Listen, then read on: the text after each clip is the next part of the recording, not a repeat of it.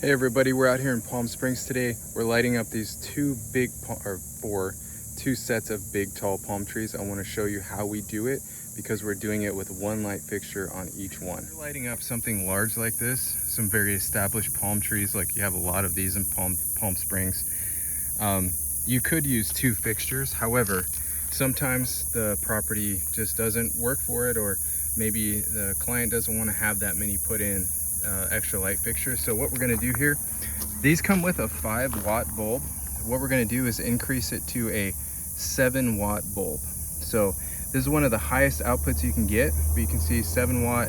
It's printed on the bottom, and we'll notice a bright difference just from putting this in, even during the day. We just got that bulb in, we got the 2 lights in, and so the reason you would do something like this is because these palm trees in Palm Springs are so big, they're so old, you really want to kind of frame it in a way and have lower lighting closer to the house and light up just a few things. It gives you a lot of contrast, texture, and makes the lighting not all look the same.